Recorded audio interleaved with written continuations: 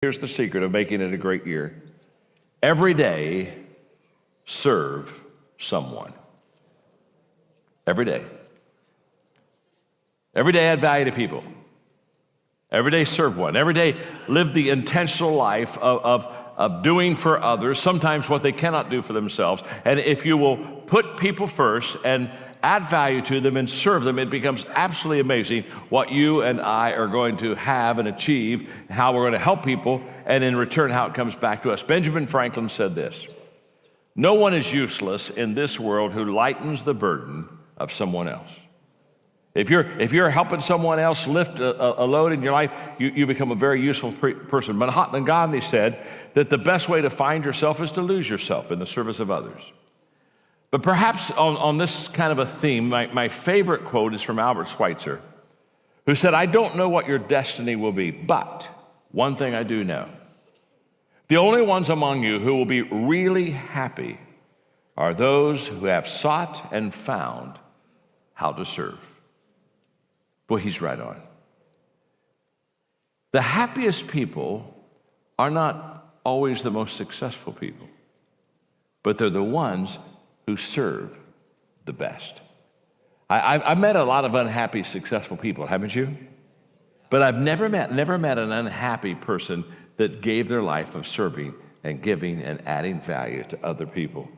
Martin Luther King Jr. said, everybody can be great because everybody can serve.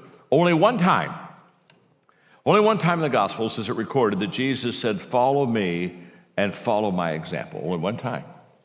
And that's when he was washing the feet, serving the disciples. And I just want to talk to you today about how you and I can just intentionally begin to do this, okay? In my younger years of forming myself as a young leader, I kind of thought that what leaders did was get everybody to join their team and, cast the vision. And so that's what I was doing. And then in about 27, I heard Zig Ziglar say, who became a great friend of mine. Zig said, "If you will help people get what they want, then you'll receive everything that you need in life." And when I heard that, I thought, I've got this turned around. I need to focus on people. I need to put others first. And if I help them, then all the stuff that I'm going to need, I'm going to get as a return. And about the same time, I read a book by Eugene Habacher called The Other Side of Leadership. He became also a wonderful friend of mine. And Eugene said in his book, "The true leader stirs people and their best interests. True leaders are motivated by loving concern rather than personal glory." So if Jesus were here, and we would say to him, what's important, what he would say to us is, he would say, valuing people is important. And not only valuing people, but serving people. And he would just say to all of us, if you want to have a great 2019, value people, serve people. So we're going to look at a couple biblical examples here and kind of really get some good understanding under our belt about what does it mean to really intentionally serve people. The first story is where Jesus is going into the upper room, and the disciples are all arguing about who's going to be the greatest in the kingdom. And not only who's going to be the greatest in the kingdom, but who's going to sit the closest to Jesus. And so they're back and forth, and they're talking, and basically, as Jesus listens, he realizes that what they've got is they got what he call horizontal thinking. They're thinking about, am I better than you, and where would I position? And he wanted to get them on vertical thinking, so he started talking to them, and the passage is on Luke 22, it's on your screen. Within minutes, they were bickering over who of them would end up the greatest, but Jesus intervened. Kings like to throw their weight around, and people in authority like to give themselves fancy titles. And then this is here's the key phrase. It's not going to be that way with you. Let the senior among you become like the junior. Let the leader act the part of the servant. Now, who would you rather be? The one who eats the dinner or the one who serves the dinner? You'd rather eat and be served, right? Here he goes. But I've taken my place among you as one who serves. It's amazing, isn't it? Jesus, Son of God, has taken his place among us as one who serves. When you biblically begin to understand serving people, there are three things that you kind of understand and come to grips with. Number one is that a servant puts, first of all, service over status. Philippians chapter 2. Don't push your way to the front. Don't sweet talk your way to the top. Put yourself aside and help others get ahead. Don't be obsessed with getting your own advantage. And here's the key phrase. Forget yourselves long enough to lend a helping hand. You know what he's basically saying is, if you're going to really serve people, you got to forget yourself. Now, I know a lot of people, they're the exact opposite. They're full of themselves. You know people like that, huh?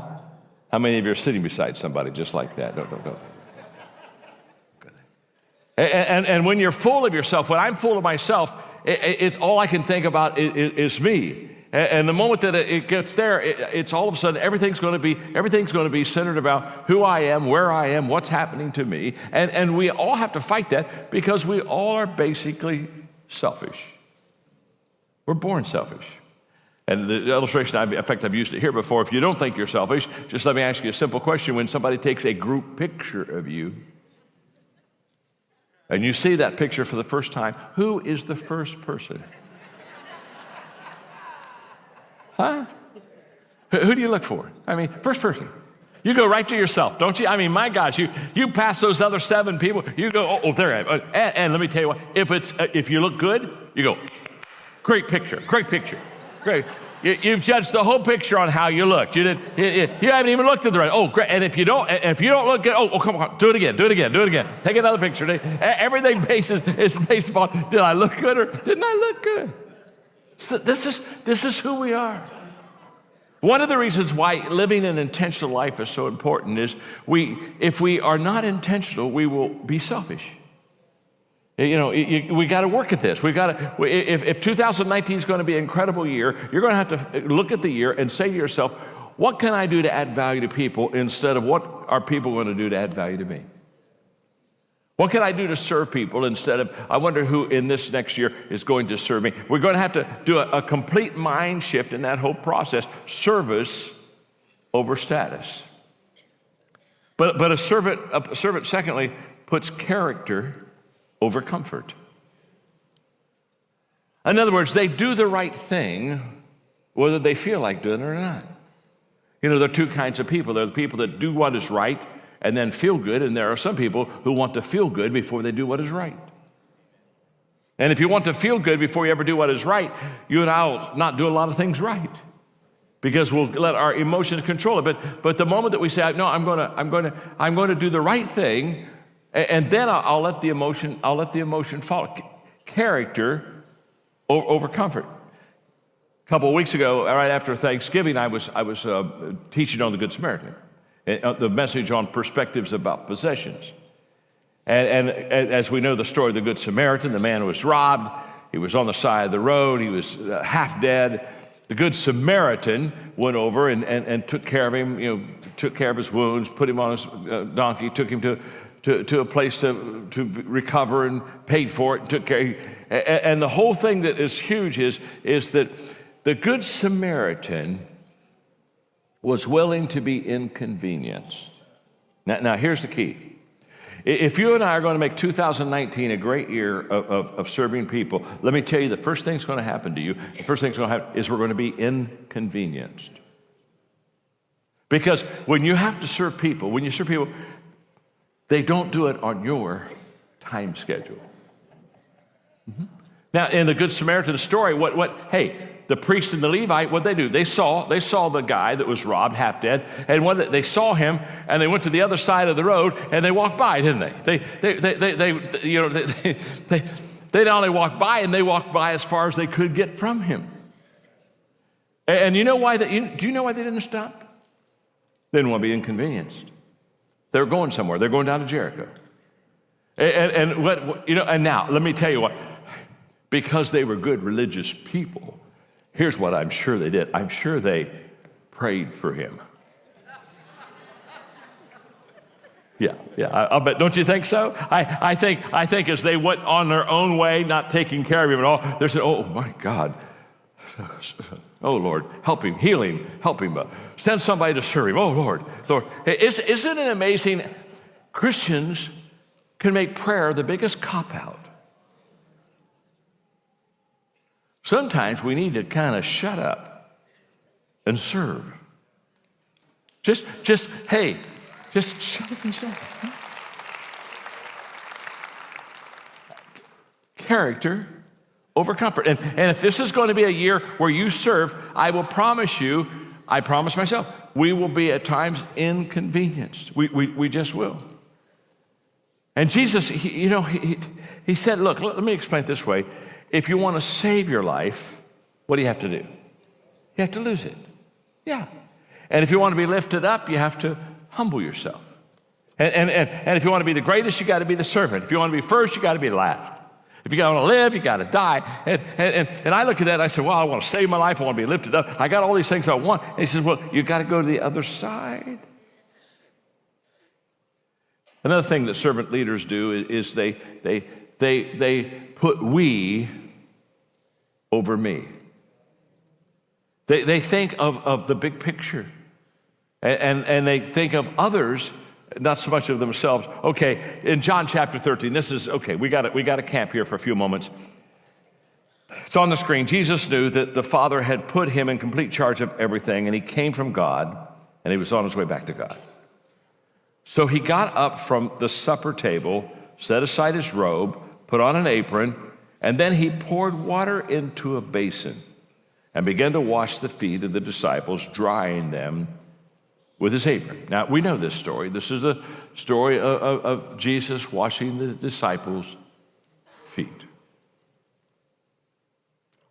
Well, first thing that pops out to me is it's amazing. In the most difficult hour of Jesus' life, this is a crucial time. Literally, in just a few hours from this situation, he's going to be in Gethsemane.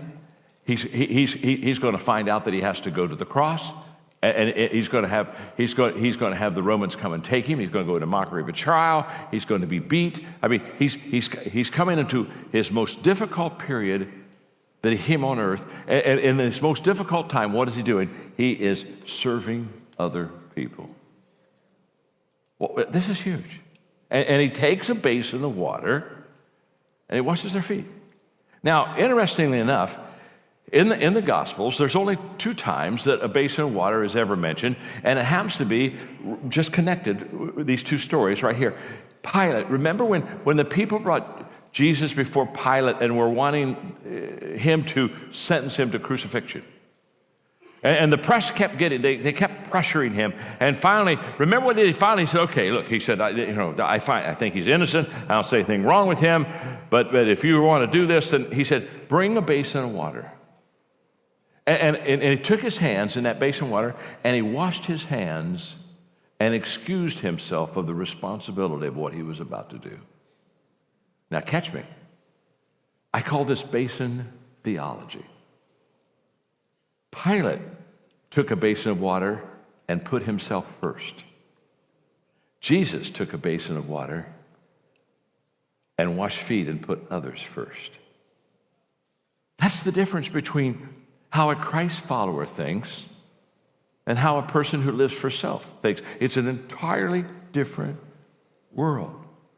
And think about this. You talk about a great test as a servant leader. He's washing the disciples' feet, and as he's doing it, being God, knowing all things, he's washing the feet of one who will betray him, one who will deny him, who will lie about him and will curse about him. And every one of the people's feet that he will wash in his deepest, darkest hour will forsake him and run. And what's he doing? He's serving. He's washing their feet. Every year in November, we have this event called Exchange for Leaders. We go to a different city. It's an amazing event, and we give them leadership experiences. And so in November, I had them in Los Angeles. And one of the places I wanted to take them, I really wanted to open their eyes and really get them to see a pretty amazing story. So I took them to the Dream Center out in Los Angeles that is led by a longtime friend of mine, Matthew Barnett. And here's the story. This is a great story. Matthew Barnett decided to go to Los Angeles and care for the poor and give his life in the worst area of Los Angeles. A lot of drugs, a lot of poverty, a lot of crime. And he had no money, and yet he wanted to start his ministry there. So here's what he did. He literally on the sidewalk, on a busy sidewalk in this poor area of Los Angeles, he put a desk and a chair. He didn't have an office. He didn't have a building. And people would come by and they'd say, what are you doing? He said, well, this is my office. And I'm here to care for people and meet needs. Do you have something I can help you with? And people began to come around and gather around, and make the long story short. Now, this was several years ago, 20 years ago probably. Now, today, if you're in Los Angeles, the hospital in Los Angeles, you can see on the hill that City of Angels Hospital, now that's the Dream Center. And hundreds of drug addicts are taken care of and met, and he's done this incredible ministry. So I had all these leaders there to stretch their mind and stretch their heart a little bit. And so I had Matthew talk for a moment, and here's what he said. He talked about the fact that they were a bridge between people that were poor and had lost their whole dignity and value, basically. And they were the bridge to help them get back their dignity and value and their health and all these things. And then he said something very interesting about a bridge. He said, if we are to be a bridge for others to cross over into a better life, we will get walked on.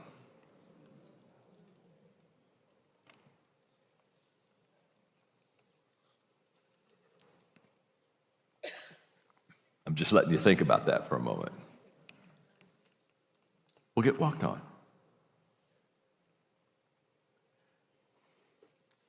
Okay. There's another passage of scripture I want you to look at, because we're learning how to serve so we can do 2019 better. Because I want you to see this passage, because when we serve others, here's what's beautiful. We serve Jesus. So you know the passage. Here we go on the screen. I was hungry, you fed me. Jesus is talking, by the way. I was thirsty, you gave me drink. I was homeless, you gave me room. I was shivering, you gave me clothes. I was sick, you stopped to visit. I was in prison, and you came to me. Now notice the response of the people there. The sheep, here's what they're going to say. Master, what are you talking about? Now, these are the people he's just talked about. He said, I was sick, you visited me. I was naked, you clothed me. And so he said, you did this to me. And he said, Master, what are you talking about? When did we ever see you hungry and feed you? Thirsty and give you a drink? And when did we ever see you sick or in prison and come to you? Then the king will say, I'm telling you a solemn truth. Whenever you did one of these things to someone overlooked or ignored, that was me. You did it to me. Jesus values people so much that when we serve them, he takes it personally. Yeah. I run into people all the time. They'll say, John, I just don't feel close to God. I just haven't connected with God for a while. And they'll look at me and say, what do you think I should do? Oh, I said, that's so simple. My gosh, you gave me an easy one. Hey, just go serve people. Just go serve people. Because you see, every time you serve a person, you serve Jesus. You want to get close to him? You can feed him. You can clothe him. Come on. This is amazing. And what's incredible about the story is when Jesus is telling them this, they're looking at him and saying, when did we feed you? When did we clothe you? You see, they were doing some wonderful things, but you see, they saw the hurting people, but they didn't see Jesus. This is huge.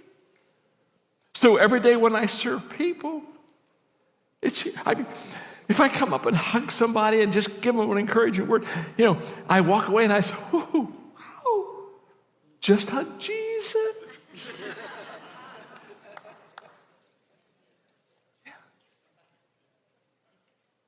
So you say, well, I haven't been close to Jesus for a while. Go start hugging some people. I got 42 hugs with Jesus today. See, you're still trying to pray. My name's John. I'm your friend. One of the books that I revised about a year ago was Developing the Leader Within You 2.0. And one of the things I love about my writing anymore is I've written to the business and secular audience so long, and they know me now so well that I can get by with a lot of stuff. It's just beautiful. I can just be salt and light, and it's just, I'm trying to be respectful and value everybody, but I just am slipping in all the time. Just the other day, I was doing a Q&A with a secular business company, and then they mentioned, they said, well, now, you're a person of faith. And how does that affect your leadership? Oh, I said, it's everything. I said, do you know everything I've learned about leadership is from the Bible? And they're all looking at me. You're kidding. Oh, I said, I'll tell you something that'll surprise you more. They said, what's that? I said, everything you know about leadership is from the Bible too.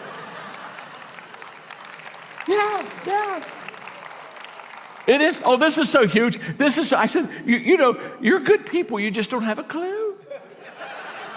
But you're good people. You're good people. I said, let me explain it to you. I said, any of you in the audience, give me any leadership principle that you just really love, that you just have bought into, that you practice. Just give me the leadership principle, and I'll tell you exactly where you can find that in the Bible. And they started giving me this. And I said, oh, yes, that reminds me of the story here and there. And then after a while, they just kind of they got real quiet. I want to talk to you about the best advice that I ever received. And then I want to pass it on to you if I titled this lesson. I've never done this lesson. I wrote it just for you, to be honest with you. If I entitled the lesson, I would call it the best thing you can do for yourself and for others, okay? When I graduated from college, my father, who happened to be the president of the first college I graduated from, I sat down with him. I was getting ready to begin my life, my calling. And I asked him for advice, and what he told me was the best advice I ever received, and this is going to be the core of the lesson. He said to me, John, if you want to be successful, 3 things you need to do every day.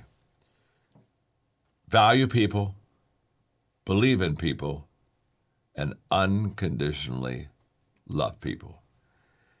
He said, if you'll do those 3 things, you'll always have people follow you. You'll always be a person of influence, because it's all about people, and people, most of them don't feel valued. Few of them ever have anyone that really believes in them. And he said, hardly anyone has anyone that unconditionally loves them.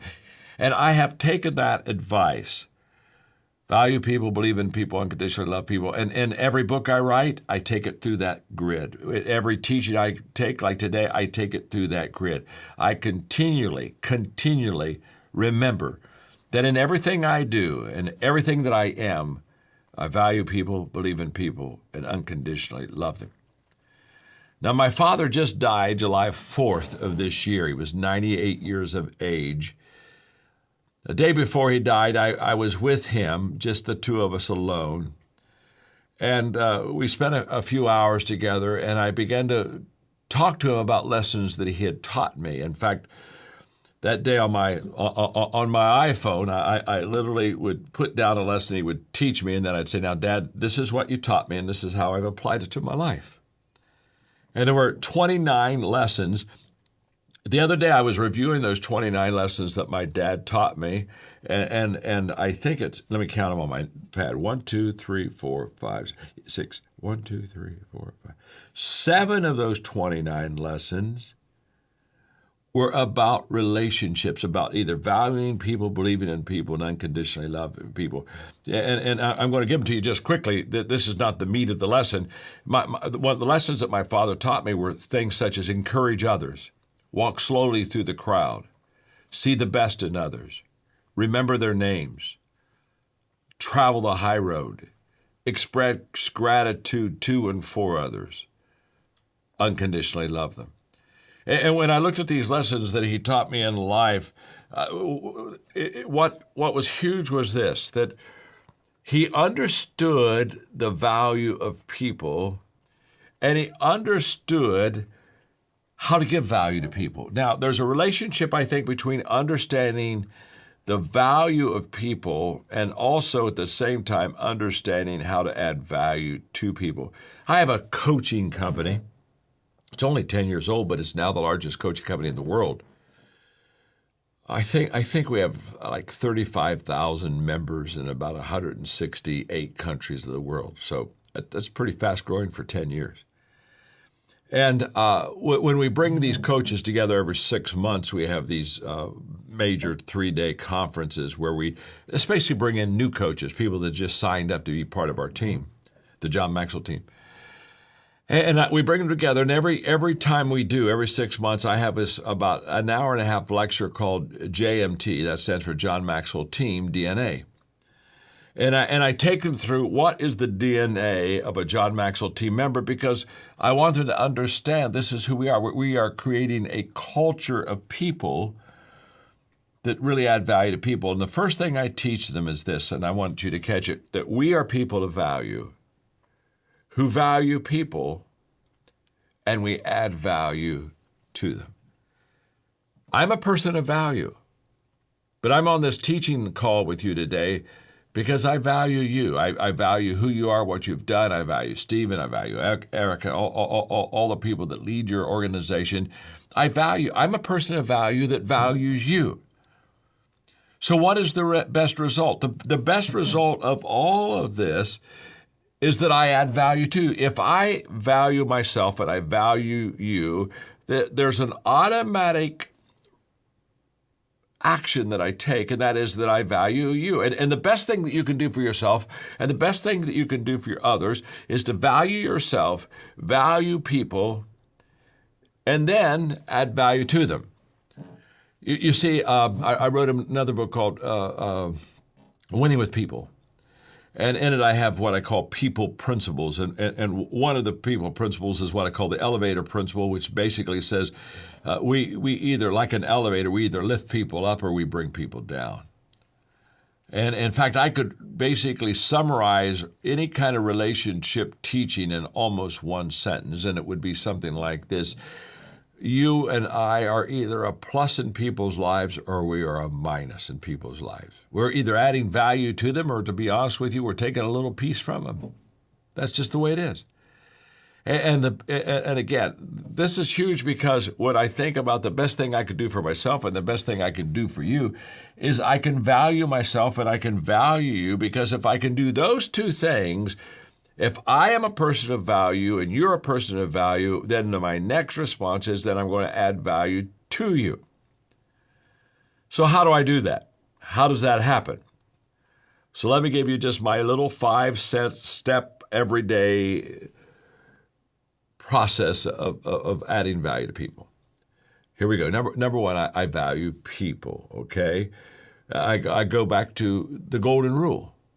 Treat others as I want to be treated. So every day I make sure that the core of everything I do is based on the fact that I value people. And the reason that's so important, especially for leaders, is leaders see more than others see, and leaders see before others see. And because of that, because I see more than most people and because I see before other people, this gives me a very distinct advantage over other people. Trust me, in life, if you can see more and you can see before, you're going to win the race. So the question is, what do I do with that advantage? What do I do with the advantage I can see more and I can see before? I can either use it for personal gain or I can use it for your gain. I can either manipulate you, which means I move you for my advantage, or I can motivate you, which means I move you for your advantage and personal and mutual advantage. So I'm either going to be a plus or a minus, and I'm going to be a plus or minus with people based on the fact that I value those people. If I value you, I'm going to be a plus. If I don't value you, to be honest with you, or if I don't even value myself, I'll be a minus. I'm either adding or I'm subtracting. So every day I value people. The second thing I do every day is I think of ways to add value to people. In other words, I look at my calendar in the morning. On my calendar day in the studio, I knew I would be talking to a lifestyle publication. So what am I doing? Before I ever get here in our teaching lesson, I'm thinking of ways I can add value to you. I'm thinking ahead. I'm intentionally saying I'm going to be with you today. What can I say to you that is going to be a plus in your life so that when I'm done, you say, wow, John just moved us a little bit further down the road. This is huge. So, when I look at my calendar, I ask myself, who will I see? Oh, I'm going to see Lifestyle Publication today. And what can I do? What can I do to add value to you? In fact, one of the things I felt that I could add value to you today was to do a kind of a unique lesson just for you, because I know how much you value people in your publication and the whole intent of why you do what you do. A few years ago, I wrote a book, Intentional Living.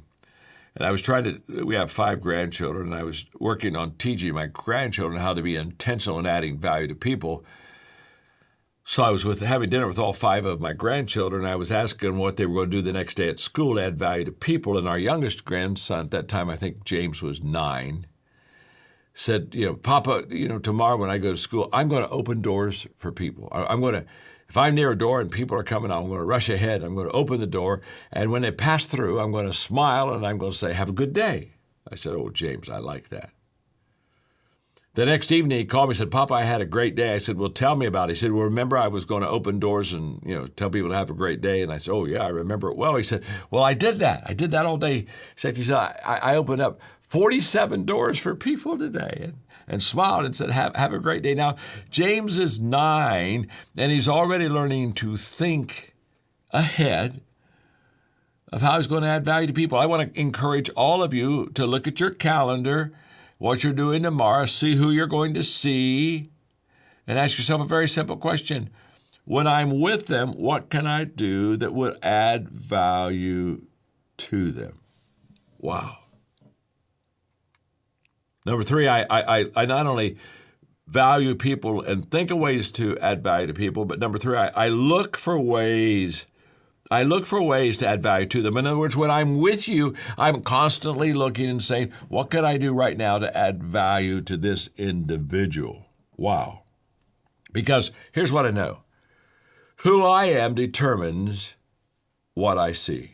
Just like who you are determines what you see. If I'm a person of value who values people and wants to add value to people, guess what? I'm going to see all kinds of opportunities to add value to you. Why? Because that's who I am. I don't see what's before my eyes. There's a whole bunch of things before my eyes I don't see. I see what I'm prepared to see. And how I view others is how I view myself. Now, this is huge. So how do I do this? How do I look for ways to add value to people? Well, I love to play golf when I'm on a golf course.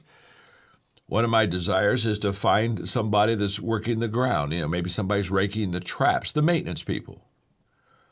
And I intentionally separate myself from the other golfers for a moment. I go over and introduce myself, and I thank them for their hard work and how beautiful they make the course. And then I give them a financial, I just slip them some money and say, hey, take your family out to eat today. And my name's John, I'm your friend. And I move on. If I'm in a restaurant, especially if it's a single mother or if it's an elderly person, I make sure that I really, give them a great tip.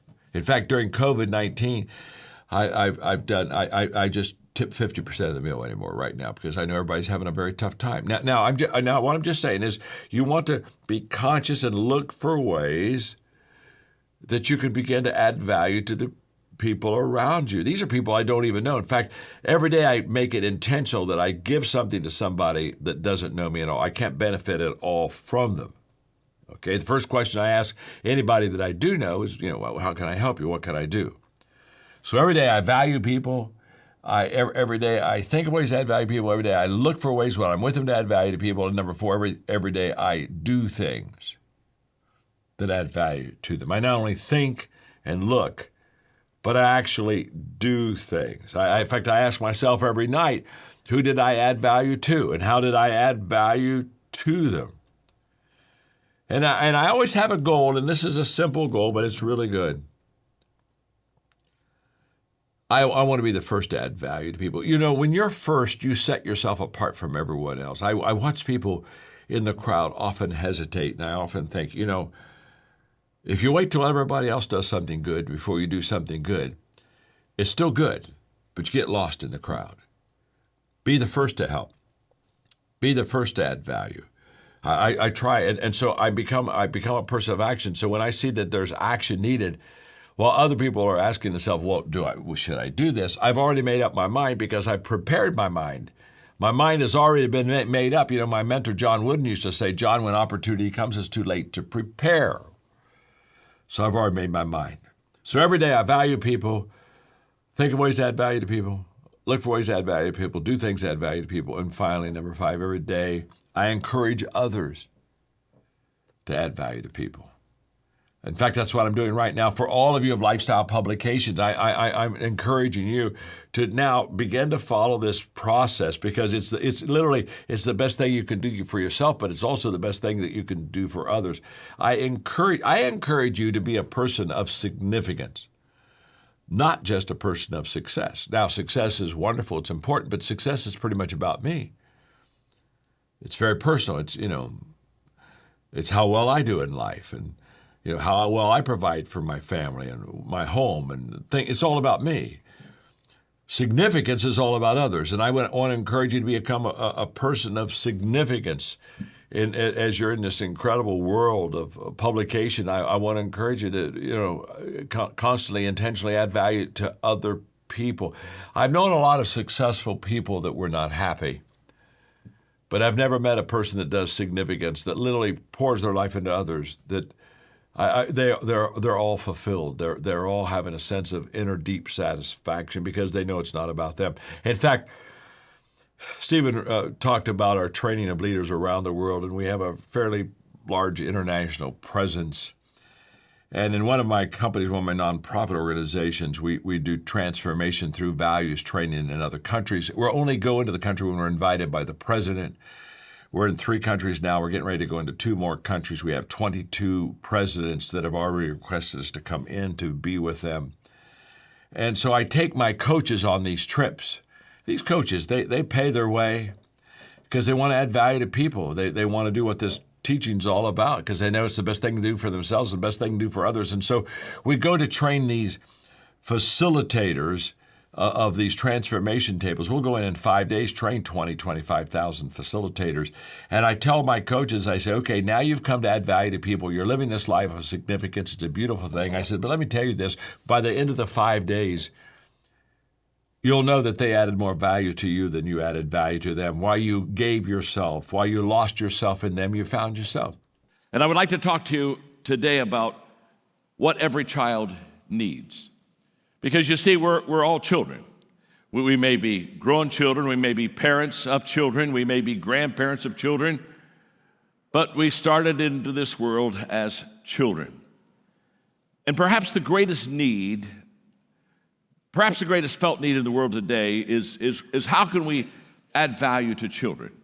What can we do to help them to have a better life? I would say that would probably be, if you just kind of did a worldwide poll, that would probably be at the top of people's agenda to make sure that we provide the very best for our children, for our grandchildren. If you're a child, what do you need? What do you need right now that'll help you become the person that you really want to be? That's what I want to talk about. And the example is how God the Father connected with his son Jesus. This is simply beautiful. I have a wonderful friend, Chris Hodges, and he and I, a few months back, were having a dinner together, and he and I got onto this conversation. In fact, he was one that began to really turn me on and give me the insight of how the Father really connected with the Son. And we're going to just dive into this lesson because it's just going to really help us all. So, I know you're ready to take notes, and I'm ready to dive. So look at the person you're sitting beside and say to them, you're about to learn something, okay? Just look right back at him and say, why do you think I brought you? Huh?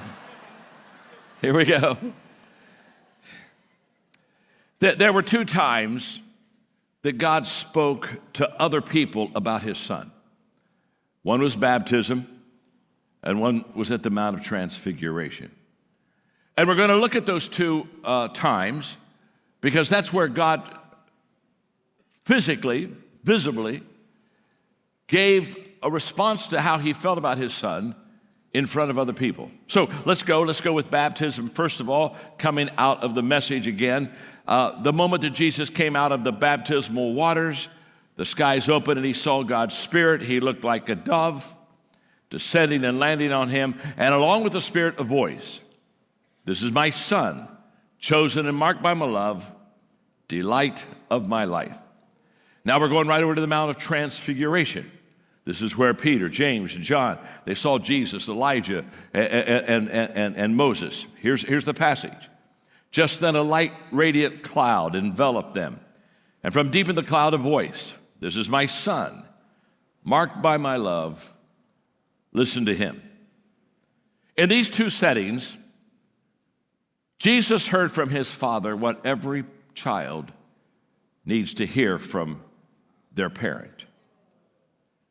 And I'm going to look at these three, and by the way, they're the same in both situations. At baptism, the first thing that Jesus heard and felt from the Father is, I belong. This is my son. Secondly, I am loved, chosen, marked by my love. And thirdly, I am special, delight of my life. That's what Jesus heard from his Father. As he was coming out of the baptismal waters, he's hearing his Father say, son, you belong. You're loved. You're special. At Mount of Transfiguration, where God interacts with others around, talking about his son. Again, I belong. This is my son. I am loved, marked by my love. I am special. Listen to him. Now, what is the result of a child hearing that from his father or mother? Confidence. And Jesus exhibits incredible confidence because he knew who he was. In fact, there's a passage of scripture, and we're going to look at it right now at the Passover in John chapter 1. Just before the Passover feast, Jesus knew that his time had come to leave this world to go to the Father. And having loved his dear companions, he continued to love them right to the end. It was supper time. The devil by now had Judas, son of Simon the Iscariot, firmly in his grip, all set for the betrayal. Notice this next passage of scripture. Jesus knew that the Father had put him in complete charge of everything. He knew that he came from God. He knew that he was on his way back to God. So he got up. He got up from the supper table, set aside his robe, and he put on an apron. And then he poured water into a basin and began to wash the disciples' feet, drying them off with his apron. You see, Jesus could do this because he had heard the Father in very specific, tangible ways talk about his son. And he knew that others even heard what the Father had said. He had confidence to face difficulty because you know that right after this time, he's going to go to the Garden of Gethsemane, and then we're going to go into the time of his trials and the cross. So he had confidence to face difficulty because he knew who he was. But he also had confidence to serve. Isn't it interesting? In his trying hour, what's he doing? He's washing the disciples' feet. And what I want you to know is that there's a confidence that is given a child when the parent pours into that child and gives that child these three things that is literally life-changing. I have a wonderful friend, Diana Kay, and she has a statement that I love. She said, people grow into the conversations that you have around them. And Jesus grew into the conversations that were around him when the Father was talking to the people about, this is my son, that I want you to know that he belongs. He belongs to me. It's my son. And that this son is loved by me, and he's special. Listen to him. He's got something important to say. On the screen is a passage from 1 John 3:1. And it's a beautiful passage. It says, what marvelous love the Father has extended to us. Just look at it. We are called children of God. An omnipotent God loves us so much, he wants to call us his children. You know the story of the prodigal. Ran away, spent his money, messed his life up. Got so bad, finally said, I'm going to go home, but I'm not going to go home as a son. I'm going to go home as a servant. And what happens is when we mess our lives up, we begin in our own eyes to reduce ourselves and distance ourselves from our Heavenly Father. And he said, I'll come as a servant. I'll ask for a bunk out in the barnyard, and I'll go around and do the chores. You see, he already lowered himself. He said, I'm not worthy to be called a son. But you know the story. As he comes close to the house, the father's looking for him, runs out, hugs him, kills the calf, puts the ring on him, puts the robe on him, grabs hold of him. My son is gone, is now home. Now here's what I want you to hear. I don't know where you have been, and I do not know what you have done, and I don't know how much you maybe have disappointed yourself, others, or God in your eyes, but I want you to know this.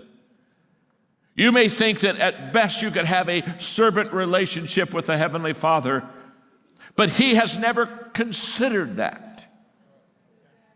He has never thought of you as a servant, a second-class citizen. You say, but you don't know who I am. You don't know what I've done. You don't know what I do. You don't know what I think. You don't know me. I don't know you. I don't have to know you.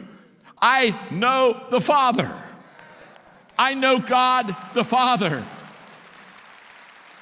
And God the Father loves you unconditionally right now, no strings attached. End of story. That's how much God loves you.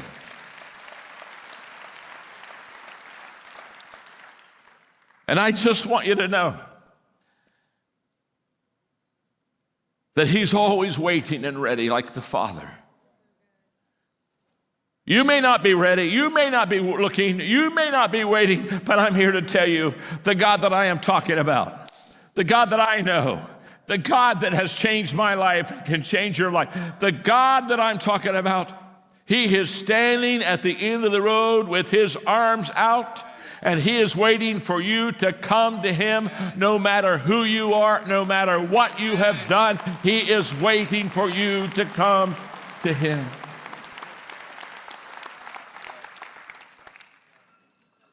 He wants more than anything else for you to know that you belong to God's family.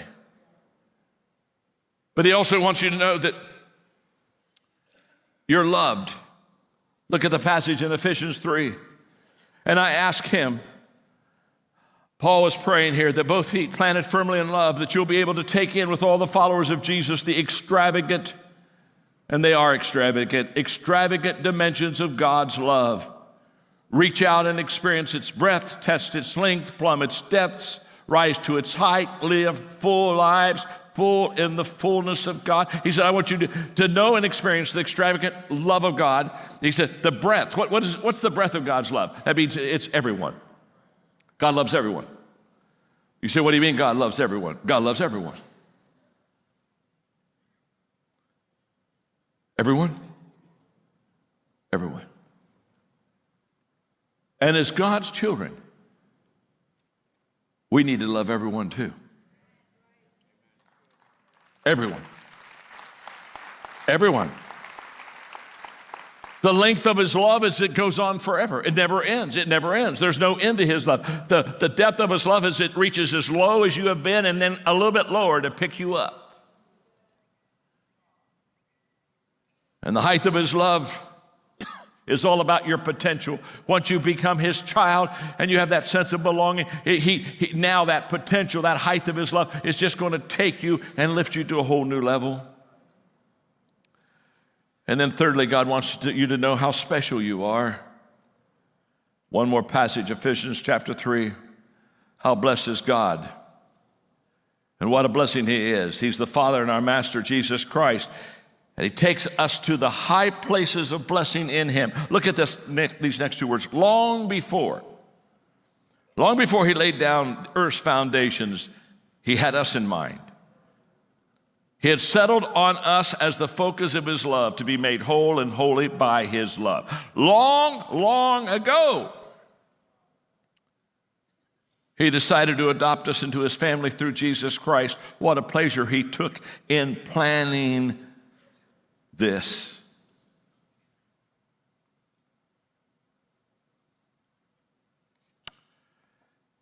I was talking this week to a friend of mine that's an atheist. He's one of my beautiful people that is one of my projects.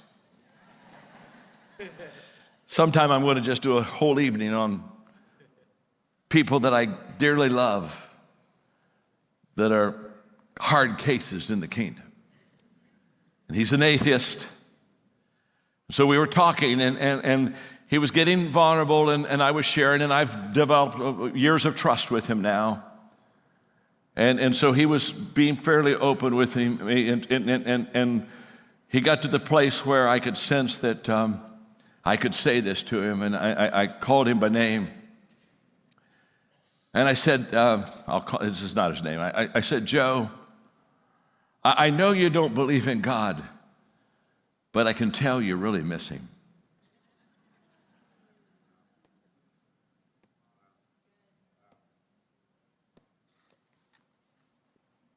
Everybody created by God misses him. And I know it. And that's why I'm so passionate to share my faith. Because all they're waiting for somebody is to come and help them connect with that miss in their life. I prayed with him on the phone, and when it was all over, he said, John, he said, thank you. He said, while you prayed, I did what I've seen you do before. I lifted my hands. And I prayed too. It's a beautiful thing when an atheist,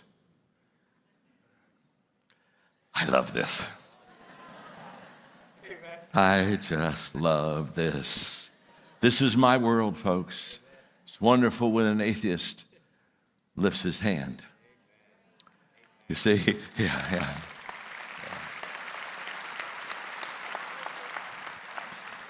My friend,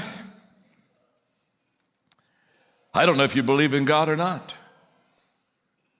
but I do know this. You sure miss him. You miss him because you have a longing to belong, a desire to feel unconditional love, and to believe that you're special. But that kind of does lead to my next question, because then John talks about he quotes, most of your unhappiness in life is due to the fact that you're listening to yourself rather than talking to yourself. I do love that quote. I even quoted that in my book, Real Life Marriage, because I heard it first, since we're talking about Super Bowl, that's so funny. I heard it first from a former Eagles player, John Dornbos. He was the long snapper. He ended up being on America's Got Talent as a magician. Yeah. I don't know if you ever watched that show. I did. But one of the things that he has a great life story, but one of the things that he said that really stuck with me, I always attributed this quote to him, but he said, don't listen to yourself, talk to yourself. And I have quoted that for so long, because what we're hearing, what we say to ourselves, what we're hearing ourselves say, we don't even realize that narrative is running all the time. And so learning to talk positively to ourselves is an intentional step that really can turn around the narrative that is going on in our head. Maybe that's really dated back to our childhood, where we are echoing things that were said to us.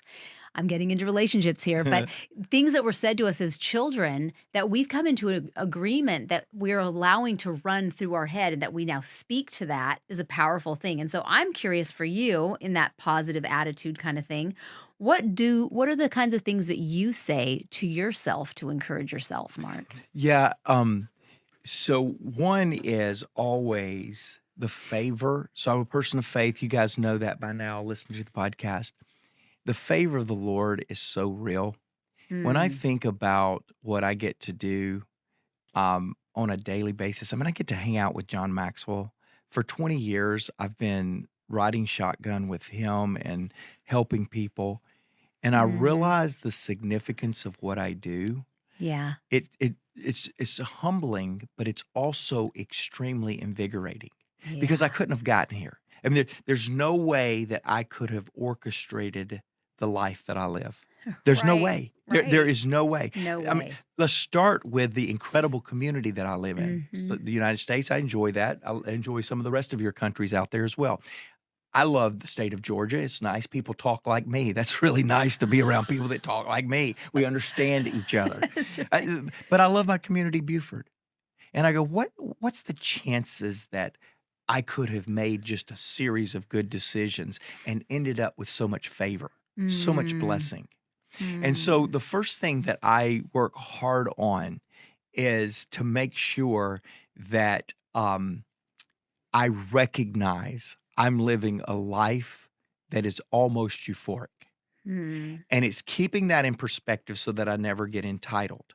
Number mm, two, I realize the life is not given to me for me, it's given to me for others. mhm. And so, anytime, a very small, crazy example, my wife is a professional, and I do mean the word professional homemaker. She is incredible at the load she carries for our family so that I can carry a different load for our family. Right. So we'll go out to eat, and I guess I could be called the breadwinner, but that is a joke in my opinion because the way that it takes both of us.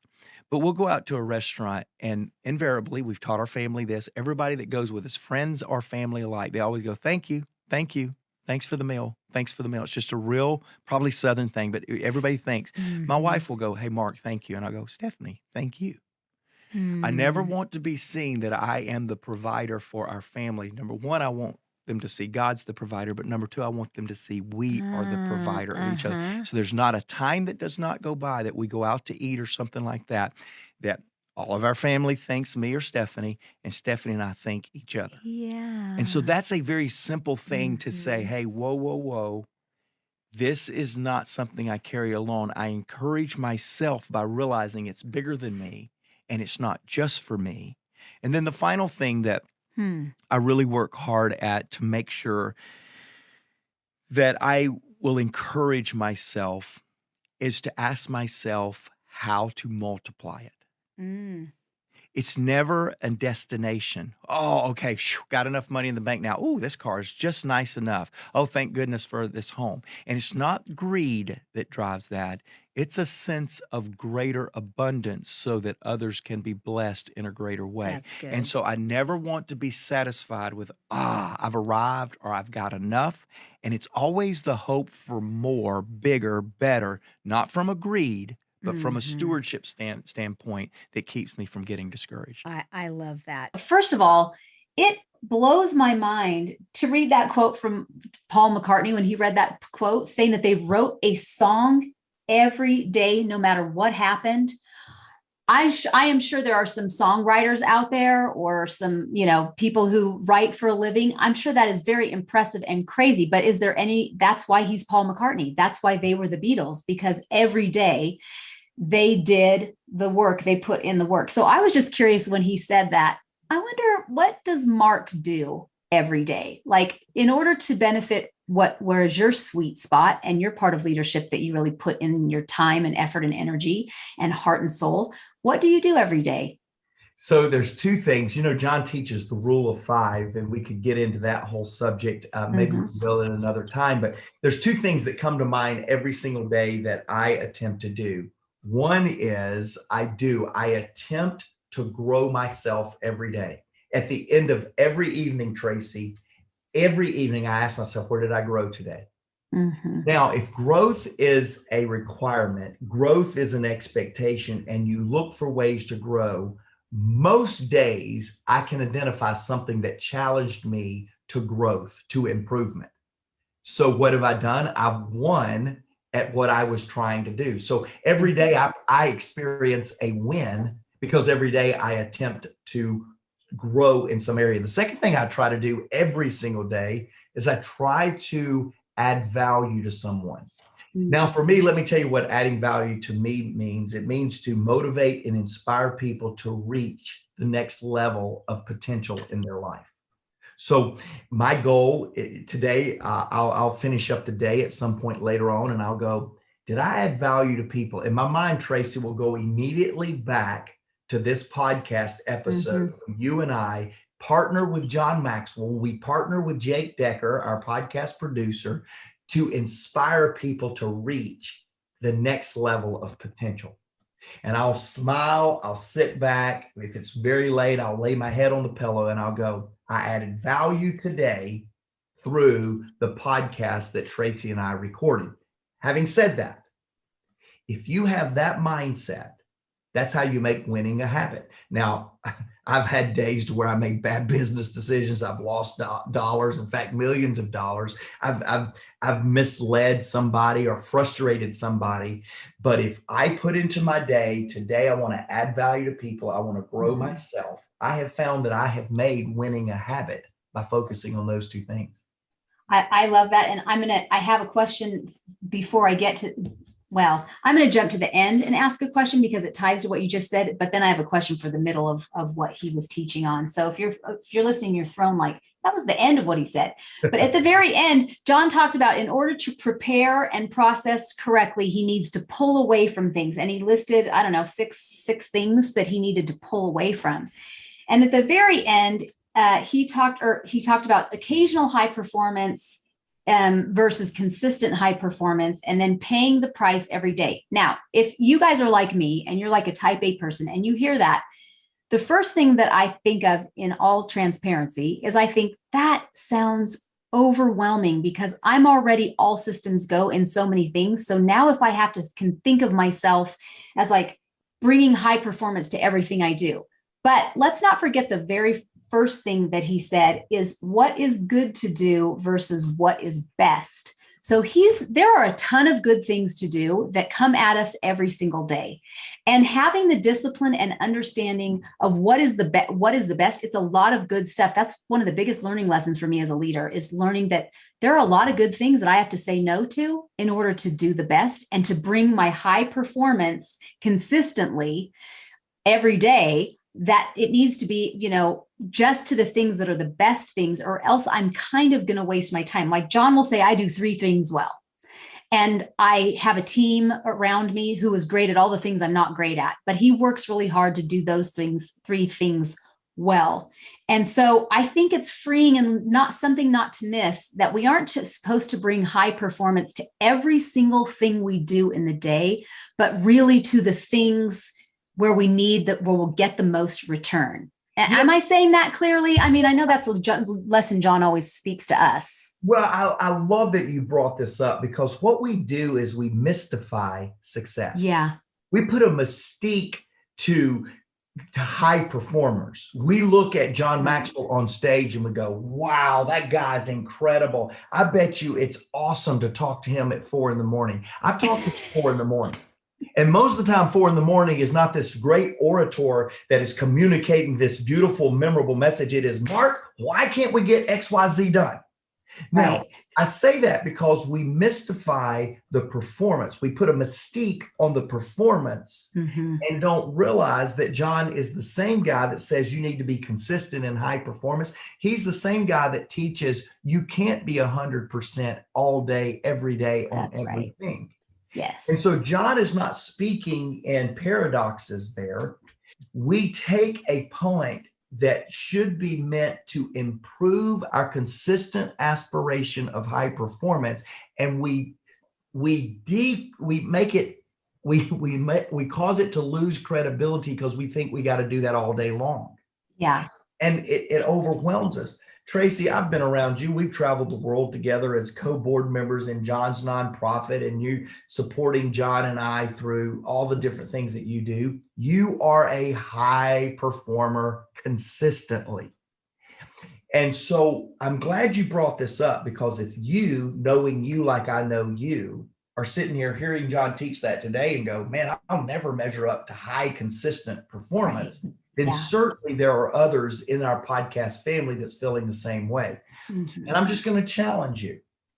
Don't try to win the championship in one day. Tracy, I'm going to take us back to the very beginning of what John said, because he said, winners value the process of winning. So hold that thought, because I'm going to come back to it and I'm going to teach for a moment. Winners value the process of winning. Value the process of becoming a consistent high performer without the burden of becoming that overnight. If you got impacted by something John said today, wake up tomorrow and be a little bit more consistent in your pursuit of high performance, rather than waking up tomorrow discouraged because you failed at X, Y, or Z. Right. Going back to the point of winners value the process of winning, value the process of improvement. I am an Atlanta, Georgia native. There's not many of us. I love sports. What being an Atlanta, Georgia native and loving sports means is there are 99.9 seasons of every sport in our city that I'm disappointed. 99.9%. But today, December, the last podcast of December, I can say right now that the Atlanta Braves are the world champions. Oh yeah, I know that was about 2 months ago, but forgive me, I'm still living in the glory of being world champions. But listen to this.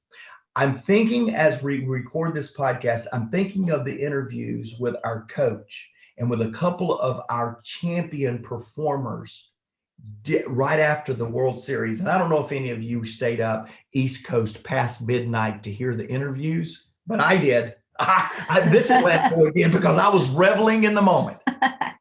You know what every one of them said, Tracy? They were like, man, we were awesome tonight. Oh my, the sweetest thing about tonight is the win tonight. No, it was 6 games into the World Series. It didn't take us 7, but it took us 6. It wasn't the fact that we finished it in 6 rather than 7. You know what every one of them said? The sweetest thing about this victory is in August, we were not even a 500 winning percentage team. The Atlanta Braves of 2021 that are the world champions were the latest team to ever get to 500. In other words, just as many wins as losses in the history of the World Series. We were the latest. And what they said is, the most sweet thing about this is we couldn't even play 500 ball in August. And in 2 months, we turned it around and became world champions. You know what they were saying? We love the process more than the win tonight. That's right. We love the fact that we were bad, but now are good, better than we love the great experience of championship. Guys, winning is a habit. You know what the most favorite part of this subject title should be for all of us? The word habit, not the word winning. But most of us want to focus on the word winning as if it is the formula. The formula is not winning. The formula is habits that take you to winning. That's the secret sauce. That's amazing. And they had a lot, winning the World Series. That's beautiful. And congratulations to all you Brave fans. Thank you. I'll take it. Thank you. But it really is, winning is not necessarily winning the end. It's all the wins along the way, the successes that you find along the way so that you enjoy the process. And so if some of you are thinking like, man, I have some bad habits. I quickly grabbed, while I was listening to John, I grabbed off my shelf this book, Today Matters. And John referenced it, but I want to encourage those of you, if you don't have it, get this book. If you do have it, go pull it off your shelf.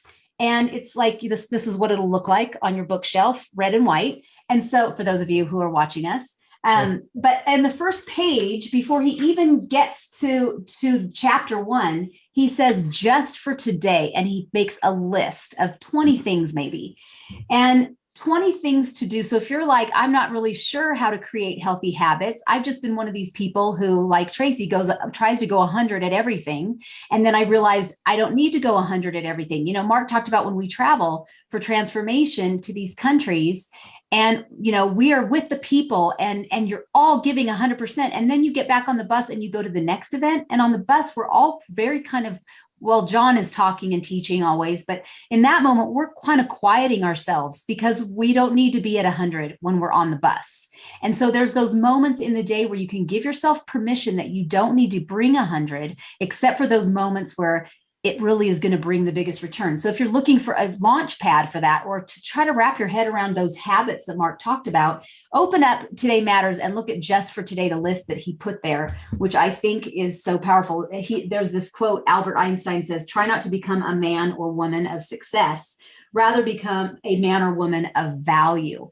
And that's not at the day where you win the World Series. That's every time. Are you a person of value? Every time you show up where it's going to bring the biggest return, which he then goes on. It kind of leads me to the next one. Are you okay if I ask another question? Yeah. Oh, yeah. Okay. So he talked about when he decided whether he was going to be a wing it speaker. And this, sorry if that was on my microphone, pierced my heart, because I know that there were times as a young speaker that I winged it. I called it in because I knew I had charisma. I knew my topic. I could teach it like that. If somebody said, hey, Tracy, can you stand up here and talk on this? I knew that I could do that. But there came a time where the first time I ever heard John say this, it was very convicting to me, because I think I was relying on my natural gifts rather than developing my gifts. So I want to ask our podcast audience, number one, what are you winging that you need to put a little bit more preparation into to knock it out of the park, to really honor the moment where you get to influence other people? What are you winging that you need to put more time into and take away time from something that's less of value, but really where your sweet spot is that you need to not wing, but really prepare for, so you just kill it? And then my second question is for you, Mark, and I'm just curious, what are you tempted to wing in the day? And how do you keep yourself from relying on your natural gifts and talents? Because you have many. Yeah, thank you for that. I love this question. I love how you highlighted it, and I love how you challenged our podcast listeners to identify where they're winging it. I want to say one thing on it before I answer the question, and that is, most of the time we wing where we are naturally gifted. In other words, John is one of the greatest connectors I've ever met. Now, what I really mean by that, he's one of the greatest communicators I've ever heard. But he doesn't see communicating as getting a message across. He sees communicating as connecting with the audience. Mm-hmm. That's why I call him the greatest connector I've ever met. He connects with people from stage better than I've ever met. What John was saying is, years ago, he could have winged it because he's so good at it. Yet he decided he wanted to be excellent with it. Right. So most of us struggle with the winging it syndrome on the things that we really have the opportunity to be unforgettable with. See, you won't be unforgettable by just being good. You will be unforgettable when you are better than anybody else. John's good because he decided he wasn't going to settle with being great at a natural gifting. He decided he was going to go to the next level of greatness by being unforgettable. Mm-hmm. Back to your question, which is probably true for most of us podcast listeners. I wing it with relationships. I'm a relational person. I'm naturally gifted to be relational. But I have found that if I rely on relationships, the higher the level and competence of relationships around me, the least effective I am, because I was not intentional with that. And so I'm convicted with your question to go most often, whether it's a leadership moment with my team, whether it's a moment to communicate with a president or prime minister of a country, I don't always spend a lot of prep time on relationally connecting with people, doing a little biographical research, finding out what they like, what they don't like, because I don't need all that information to connect with people. Yet if I spent time to get to know their interests coupled with my natural gifting, I would be unforgettable. But I'm not unforgettable sometimes relationally just because I'm good. I'm only unforgettable when I take good and make it exceptional and Mhm. unforgettable. The way a relational person, i.e., me, becomes unforgettable is when I bring my natural talents with my preparation and I create unforgettable moments. And I'm not doing that extremely well before you ask me that very pointed question in front of tens of thousands of people, Tracy. So thank you very much for the conviction.